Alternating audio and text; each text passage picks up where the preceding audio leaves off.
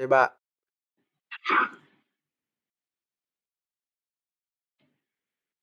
Assalamualaikum warahmatullahi wabarakatuh. Izin Bu Umi, di sini kami ingin menjelaskan progres dari sistem yang kami buat, yaitu sistem kasir kantin kampus.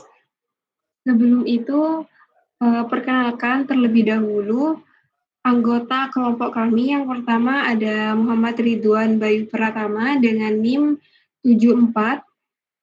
Yang kedua ada saya sendiri, Devi Ulansari dengan NIM 72. Kemudian ada Nur Nafila Rahim dengan NIM 64. Dan yang terakhir ada Raditya Tabroni Ramadan dengan NIM 70. Baik, masuk ke latar belakang. Dalam era digital, kebutuhan akan efisiensi dan akurasi dalam pengelolaan transaksi meningkat, termasuk di kantin yang menjadi pusat kegiatan mahasiswa. Pengelolaan manual seringkali mengalami masalah seperti kesalahan pencatatan, transaksi, dan keterlambatan pengelolaan stok. Nah, dengan tingginya volume transaksi, kantin memerlukan sistem kasir yang berbasis teknologi informasi untuk mempercepat dan menyederhanakan proses penjualan. Nah, sistem ini mencatat transaksi otomatis, meminimalisir kesalahan, dan memantau stok.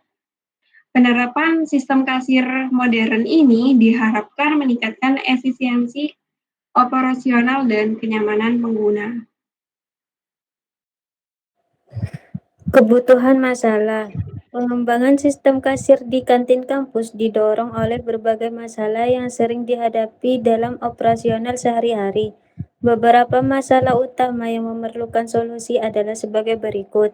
Yang pertama, proses transaksi yang lambat dan kurang efisien. Yang kedua, kesalahan dan pencatatan transaksi. Yang ketiga, keterbatasan dalam pengelolaan stok. Yang keempat, laporan penjualan yang tidak akurat dan tidak teratur. Yang kelima, kurangnya sistem monitoring untuk kontrol internal. Yang keenam, minimnya pengalaman pengguna yang nyaman. Tujuan pembuatan sistem. Pengembangan sistem kasir untuk kantin kampus bertujuan untuk mencapai beberapa hal berikut. Yang pertama, meningkatkan efisiensi transaksi. Kedua, meminimalisir kesalahan pencatatan. Yang ketiga, pengelolaan stok barang yang lebih terorganisir. Yang keempat, menyediakan laporan yang akurat dan terperinci. Yang kelima, meningkatkan kepuasan pengguna. Dan yang terakhir, mendukung kampus dalam digitalisasi dan modernisasi. Konsep sistem. Sistem ini bertujuan untuk memudahkan pencatatan transaksi, inventaris, dan pengelolaan stok barang. Login pengguna. Ada 3 jenis pengguna. Yang pertama, admin. Dapat mengelola semua fitur transaksi atau transaksi, restok barang, dan laporan. Input data atau barang yang ingin ditambahkan, dan lain-lain. Yang kedua, kasir. Hanya dapat melakukan transaksi, mengecek barang, dan nota penjualan. Dan yang terakhir, gudang. Dapat mengolah restok barang, laporan, atau nota pembelian barang, dan operasional. Baik, selanjutnya ada data barang. Setiap produk yang dijual di kantin harus memiliki data lengkap. Data ini dapat disimpan di database atau spreadsheet. Yang pertama, ID data barang. Selanjutnya, nama barang, kategori, harga, satuan, stok, dan aksi.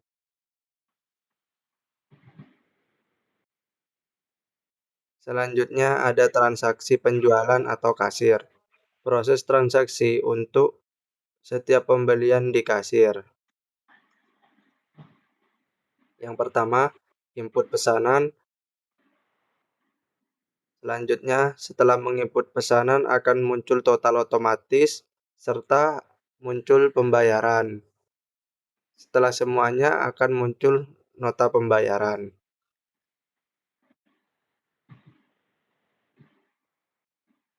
Selanjutnya ada restock barang.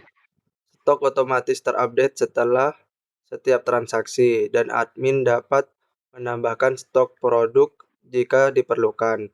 Fitur ini mencangkup tambah stok, admin dapat menambahkan stok barang yang baru masuk.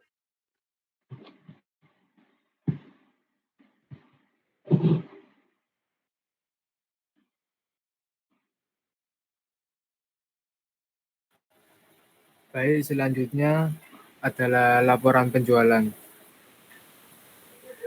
Sistem menghasilkan laporan harian, mingguan, atau bulanan yang bisa diakses oleh admin. Untuk mengetahui, yang pertama ada nota penjualan. Nota penjualan ini mencangkup berapa banyak produk yang terjual dalam periode tertentu. Yang kedua, produk terlaris. Produk apa yang paling banyak terjual. Yang ketiga, pendapatan. Pendapatan ini mencakup total pendapatan dari penjualan.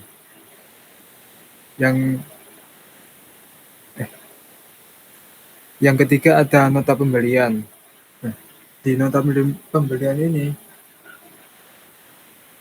menyediakan atau menyimpan data-data untuk nota pembelian. Yang keempat, pembelian barang. Dan yang terakhir, operasional.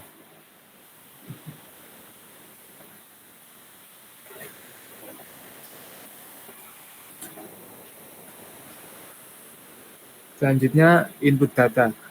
Untuk menambahkan data barang, kategori, satuan, supplier, dan pelanggan. Dan administrator untuk mengelola data user juga profil toko. Pada halaman ini yang bisa mengakses hanya admin.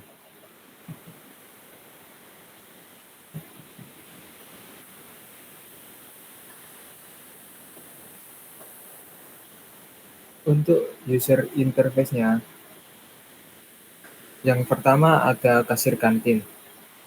Kasir yang bertanggung jawab melakukan transaksi penjualan, mereka akan menggunakan sistem ini untuk mencatat penjualan, menghitung total pembayaran, mengelola pembayaran digital, serta mencetak struk. Yang kedua administrator sistem. Dan yang terakhir ada gudang.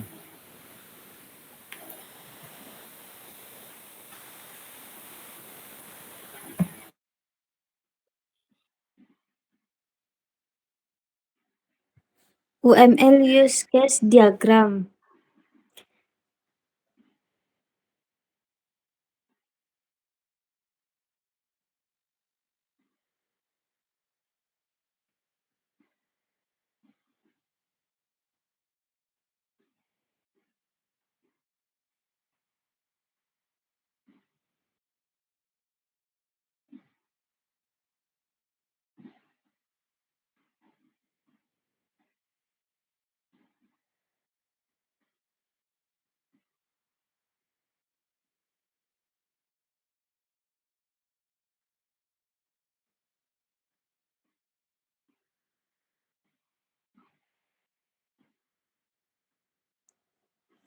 UML Use Case Diagram. Gambar di atas adalah use case diagram dari sistem kasir kantin kampus. Diagram ini menggambarkan hubungan antara aktor atau pengguna sistem dengan fitur atau fungsi yang tersedia dalam sistem tersebut. Ada 3 aktor utama dalam sistem ini, yaitu yang pertama, admin. Admin memiliki akses paling lengkap ke berbagai fungsi, termasuk pengaturan, laporan, dan data master. Admin juga bisa mengelola barang, restock, dan berbagai data lainnya. Yang kedua, kasir. Memiliki akses terbatas untuk melakukan login, melihat dashboard, mengakses fitur kasir, dan mengelola profil. Yang ketiga, gudang. Memiliki akses untuk login, mengelola restock barang, laporan, data master, dan profil. Fungsi atau use case. Login tersedia untuk setiap aktor agar bisa masuk ke dalam sistem. Profil, setiap aktor bisa mengelola data profilnya. Dashboard, hanya admin dan kasir yang memiliki akses ke dashboard untuk melihat data secara ringkas. Kasir, fitur ini tersedia untuk admin dan kasir untuk melakukan transaksi penjualan. di stok barang, digunakan oleh admin dan gudang untuk mengelola persediaan barang. Laporan. Admin dan gudang dapat mengakses laporan untuk menganalisa data penjualan, pembelian, dan lain-lain. Master data. Hanya admin dan gudang yang memiliki akses untuk mengelola data master atau barang, kategori, satuan, pemasok, dan pelanggan. Pengaturan. Hanya admin yang memiliki akses untuk mengatur pengguna dan profil toko. Terdapat relasi include atau dalam bentuk garis putus-putus yang menunjukkan bahwa beberapa fitur terkait atau memerlukan fungsi lain untuk menjalankan. Contohnya, fungsi laporan mencakup data seperti nota penjualan, penjualan barang, catatan pembelian, dan pembelian barang. Fungsi master data terdiri dari data barang, kategori, satuan, pemasok, dan pelanggan. Gambar ini membantu tim dalam memahami kebutuhan dan alur akses setiap aktor dalam sistem kasir kantin kampus, sehingga proses pengembangan sistem menjadi lebih terstruktur.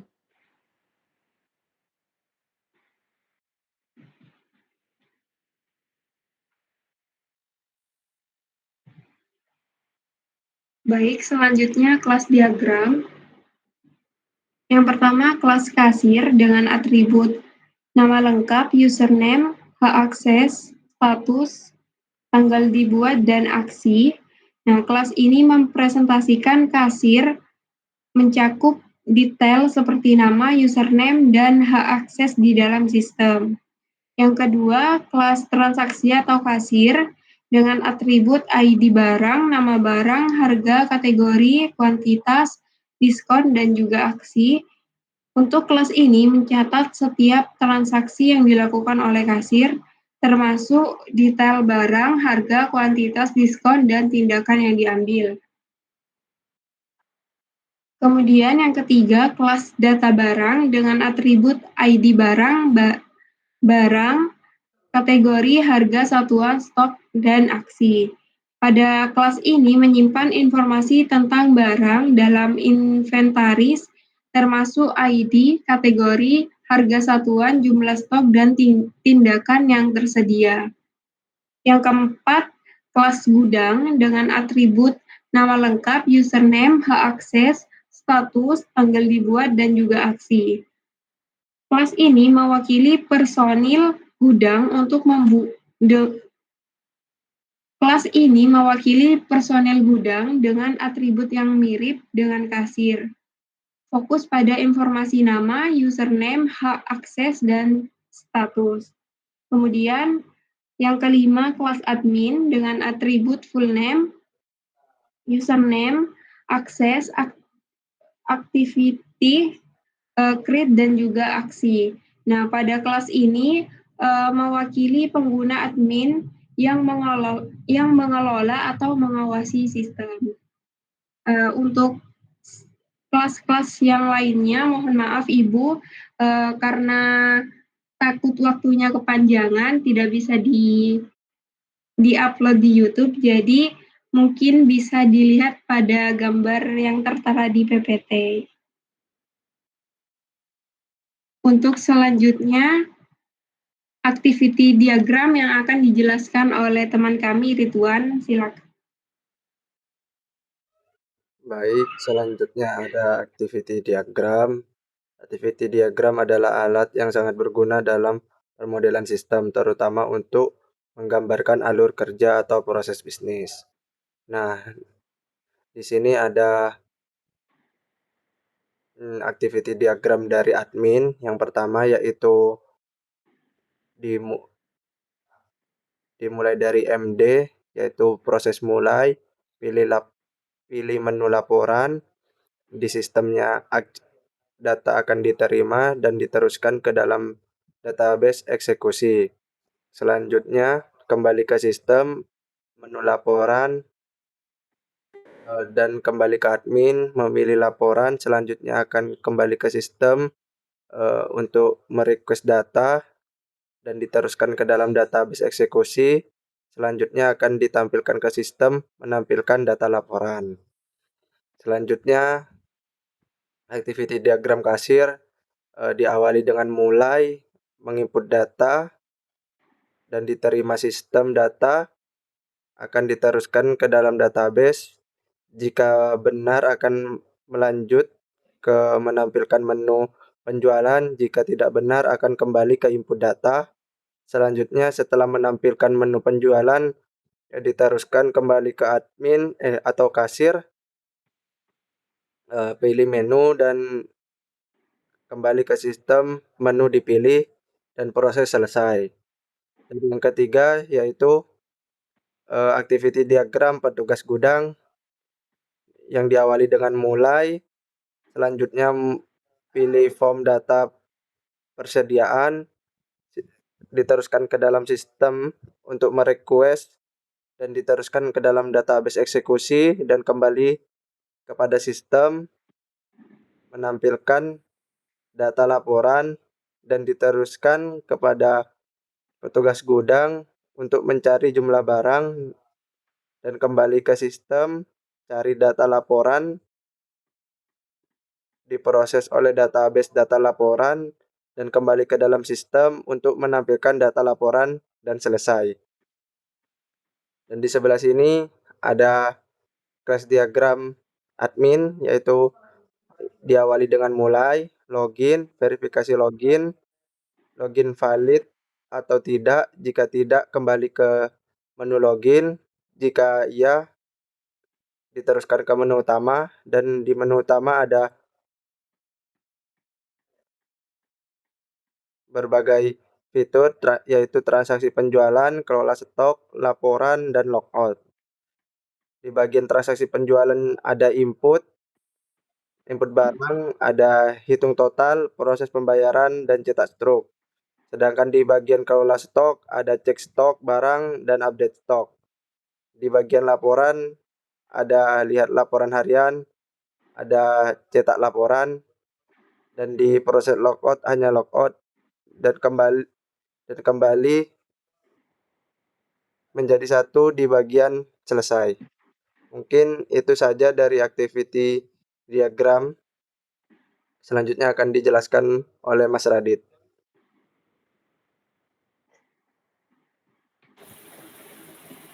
Yang terakhir ada ERD. Di sini ERD-nya diawali dengan kasir yang berprimary key username dan atributnya ada full name, access, active, create, dan aksi. Lalu yang kedua ada transaksi. Di transaksi primary key-nya ada ID underscore transaksi dan berforeign key ID underscore barang yang seharusnya bereferensi ke data barang dan username seharusnya referensi ke kasir. Lalu atributnya ada barang, harga, kategori, QTY, diskon, dan aksi. Selanjutnya ada data barang. Data barang di sini primary key-nya adalah ID underscore barang yang beratribut barang, kategori, harga, satuan, stok, dan aksi. Yang selanjutnya ada gudang. Gudang di sini primary key-nya adalah username yang beratribut full name, access, active, create, dan aksi. Selanjutnya ada admin. Admin di sini berprimary key username dan beratribut full name, access, active, create, dan aksi. Selanjutnya laporan nota penjualan. Laporan nota penjualan ini berprimary key yaitu nomor underscore transaksi dan berforeign key username yang seharusnya bereferensi ke kasir dengan atribut nama pelanggan, jumlah, total modal, total jual, laba, dan aksi. Selanjutnya adalah laporan penjualan. Laporan penjualan ini berprimary key kepada kode barang dan foreign key-nya adalah kategori yang bereferensi ke data barang. Atributnya adalah nama barang, KTY, beli jual, dan create.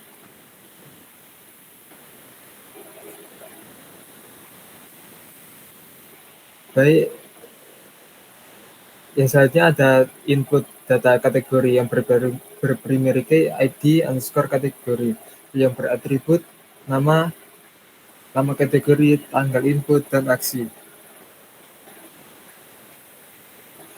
Selanjutnya ada input data barang yang berprimary key, ID, underscore barang. Dan foreign key-nya ada ID kategori yang seharusnya bereferensi ke input data kategori, satuan yang bereferensi ke input data satuan, yang beratribut gambar, nama barang, merek, harga beli, harga jual, stok, dan aksi. Untuk selanjutnya bisa dilihat sendiri dari tabel ERD yang kita buat. Mohon maaf, saya tidak menjelaskan semuanya. Selanjutnya untuk tampilan login. Jadi pada saat kita akan melakukan login di sistem kasir yang telah kita buat, nanti kita diminta untuk memasukkan username dan juga password sebelum melakukan sign in. Nah, setelah kita masuk ke dalam menu, kita akan menemukan berbagai macam fitur, salah satunya kasir atau transaksi. Untuk tampilannya seperti ini. Kemudian untuk tampilan dari data barang seperti ini, kurang lebih. Dan yang terakhir tampilan laporan penjualan kurang lebih juga seperti ini. Mungkin itu saja yang bisa kami sampaikan. Kurang lebihnya mohon maaf Ibu. Billahi taufiq wal hidayah. Wassalamualaikum warahmatullahi wabarakatuh.